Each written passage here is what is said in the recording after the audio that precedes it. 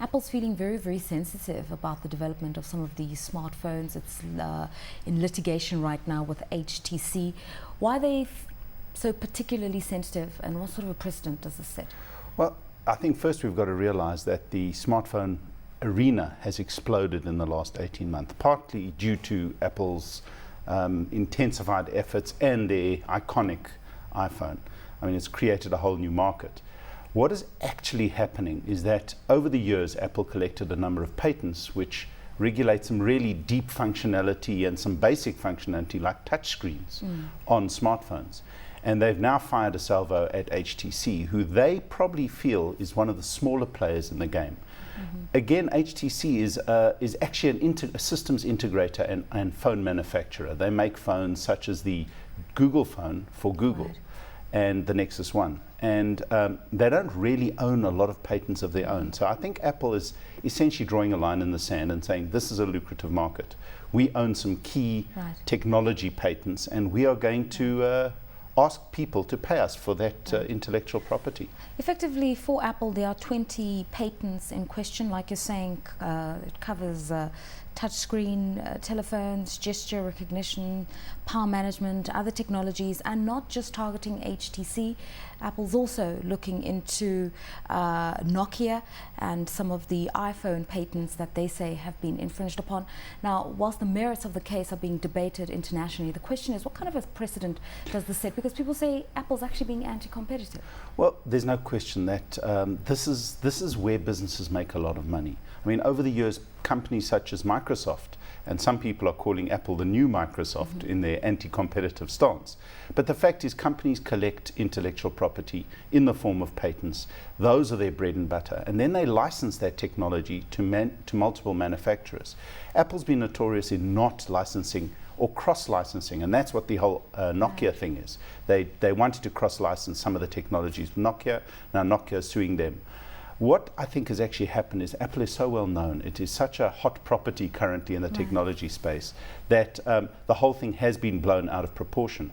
The bottom line is not Apple is actually gunning for Google, because Google, with their iconic G phone now, is the first thing, and the Android operating system is what's actually starting to ruffle their feathers and create issues. As I said, the whole market has grown enormously, and suddenly the Google phone with Android is exploding and causing ripples. So this is what it's about, and I think they're trying to get, or rather stake, a share in all the revenues that are floating around by owning some of the technology. Okay, what do you make of that statement? They're gunning for Google, Nexus One telephones, all of those? Yeah, it's interesting because in our New York operation we actually hold all three, Apple, Nokia and Google.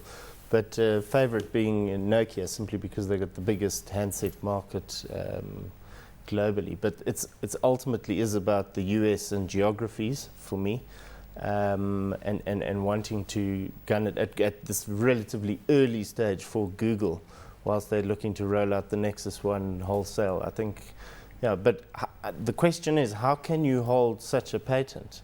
How can you actually publicly have one specific, that's the part that I just don't get. How can you have technological advancements that you say only you are allowed to have? Because where does the licensing agreement, and where does the fact that they step away from the other manufacturers? You know, in truth, I think what's happening now, this is just a first salvo. If you read the lawsuit, it's very non-specific. It's simply saying, we own this patent and HTC have infringed it. Please give us relief.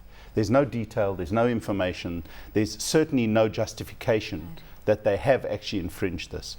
That's a long way coming, but that's what I'm saying. They're staking their claim to certain technologies, and what they're hoping to do is to push Google into paying them certain royalties for technologies that they own, and in that way diversify their income base.